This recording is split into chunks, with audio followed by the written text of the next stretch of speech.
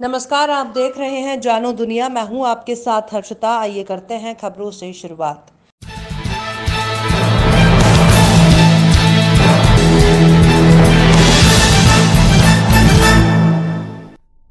महंगाई के विरोध में जिला कांग्रेस द्वारा शुक्रवार को भोपाल में प्रदर्शन किया गया। प्रदेश में चूल्हा जलाकर चाय बनाई और महंगे सिलेंडर के दामों को लेकर एक सिलेंडर पर मालाएं डाली गईं।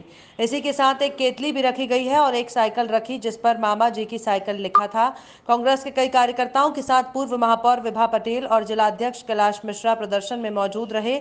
जिलाध्यक्ष कैलाश मिश्रा ने कहा कि महंगाई इतनी बढ़ गई है कि हमें 30-40 साल पुरानी परंपरा, जबकि चूल्हा जलाकर खाना बनाया जाता था, वही परंपराओं में वापस लौटने पर मजबूर होना पड़ा। इसी के साथ सरकार पर गंभीर आरोप लगाते हुए उन्होंने कहा कि अच्छे दिन का वादा करके सरकार आई थी, लेकिन इन अच्छे दिनों में पिछले दिनों से ज्यादा महंगाई बढ़ गई है, जिसका हम विरोध कर रहे हैं और लगातार विरोध करते रहेंगे। चिकित्सा शिक्षा मंत्री विश्वास सारंग ने बढ़ती महंगाई का आरोप कांग्रेस पर लगाया। सारंग ने कहा कि अच्छा रहता कि कांग्रेस पिछले 15 महीने, जब उन्होंने मध्य प्रदेश में सरकार बनाने के बाद लगातार महंगाई बढ़ाने का काम किया, उस समय इस पर संज्ञान ले लेती। भारतीय जनता पार्टी की सरकार में महंगाई नहीं बढ़ रही, बल्कि जनता के कल्याण और विकास के कार्य में लगी है। गैस सिलेंडर के दाम बढ़ते जा रहे हैं और कंट्रोल जो पहले मिट्टी का तेल महिलाओं को मिल जा रहा था वो भी नहीं मिल पा रहा है। तो ऐसे में तो महिलाओं को अब चूल्हे पर ही खाना बनाना पड़ेगा। आज महिलाएं बहुत परेशान हैं, उनका पूरा बजट गड़बड़ा चुका है। पेट्रोल डीजल के दाम लगातार बढ़ते जा रहे हैं और हर व्यक्ति, चाहे महिला हो या पुरुष, उसका पूरा का पूरा बजट गड़बड़ा चुका है। ऐसे में चूल्हे पर खाना बनाना महिलाओं की मजबूरी है। हम तो इस प्रदर्शन के माध्यम से सरकार से ये कहना चाहते हैं कि वो मूल्य वृद्धि को वापस ले और जो आवश्यक काम है, खाना बनाने जैसी वस्तु को कम से कम महंगाई से अछूता रखें, ताकि बच्चों को, महिलाओं को खाना मिल सके और महिलाओं का जो किचन है वो अच्छे से चल सके। देश के अंदर या प्रदेश के अंदर रोज़ाना महीने में 2 से 3 बार रसोई गैस के दाम बढ़ाए जाते हैं।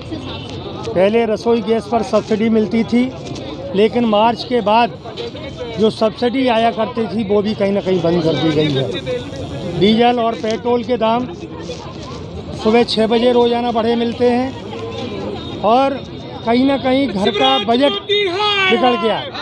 डीजल और पेट्रोल के जब दाम बढ़ते हैं तो देश में महंगाई बढ़ती है और जब महंगाई बढ़ती है तो घर का बजट खराब हो जाता है। चाहे वो गैस के दाम बढ़े, डीजल के दाम बढ़े, पेट्रोल के दाम बढ़े, जब ये दाम बढ़ते हैं तो देश में महंगाई की मार पड़ती है और खाने की वस्तु हो या अन्य वस्तु हो, सब महंगे हो जाते हैं। दाल, चावल, आटा, घर में जो भी लगता है, मसाला, तेल, सभी महंगे हो जाते हैं। कहीं ना कहीं आज गृहिणियों को, हमारी मातृ शक्ति को घर चलाना, किचन चलाना मुश्किल हो गया है।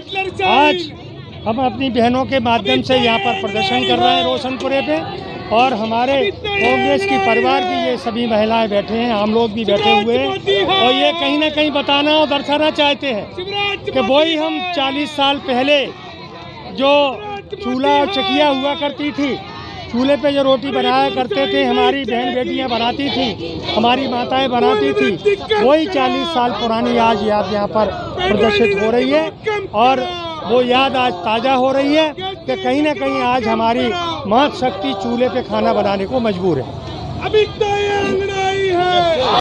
सरकार द्वारा तेवड़ा मिले चने की खरीद नहीं करने की जानकारी मिलने पर जिले के किसान चने की फसल से तेवड़ा की निदाई करने लगे हैं। खेत से तेवड़ा की निदाई कर रहे किसान पर्वत सिंह, मुन्ना लाल और कमलेश सिंह ने बताया कि कटाई के बाद चने से तेवड़ा के बीज अलग नहीं होते, जिसमें हमें चने की फसल बेचने में परेशानी होगी।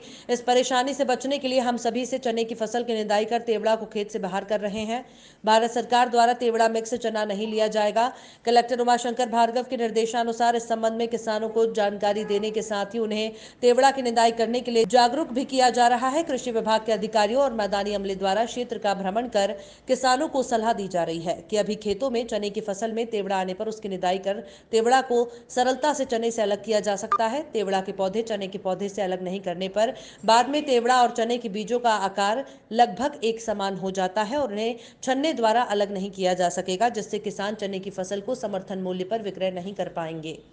मेरा नाम पर्वत सिंह है और निंदाई कर रहा हूँ। समिति वाले ये चने नहीं लेंगे तो जाके हमारे निंदाई तेवड़े अगल कर रहा हूँ, ये नहीं।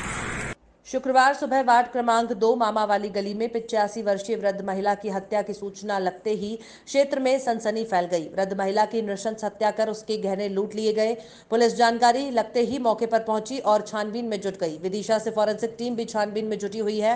फिलहाल शव को बरामद कर पोस्टमार्टम के लिए भेजा गया है। 85 वर्षीय वृद्ध महिला कपूरी बाई पंथी परिवार के साथ नहीं रहती थी। लड़कों के उसी गली में एक किराए के मकान में अकेली रहती थी। मृतक महिला के 4 लड़के हैं और वो उसी मकान में रहने वाले किराएदार महिला ने जब मृतका कपूरी बाई जमीन पर देखा तो उसके होश उड़ गए।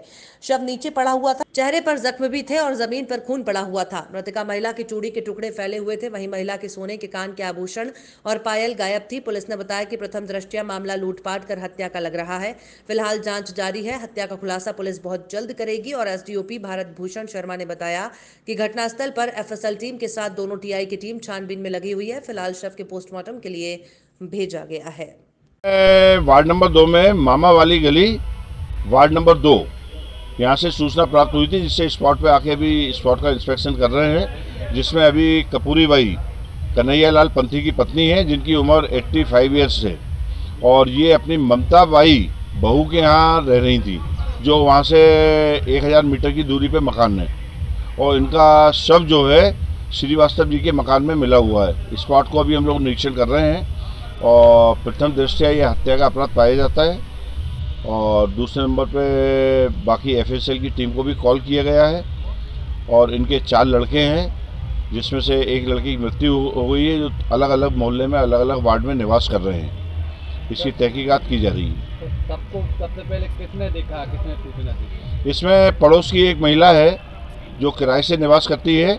उसने मॉर्निंग में उठ के उसकी नज़र वहाँ पड़ी तो उसने देखा। जमीयत उलमा मध्य प्रदेश द्वारा जमीयत उलमा मध्य प्रदेश के अध्यक्ष हाजी मोहम्मद हारून साहब के मार्गदर्शन में भोपाल के ऐतिहासिक मकबरों कब्रिस्तानों की सुरक्षा और उनके संरक्षण के प्रयास जारी हैं।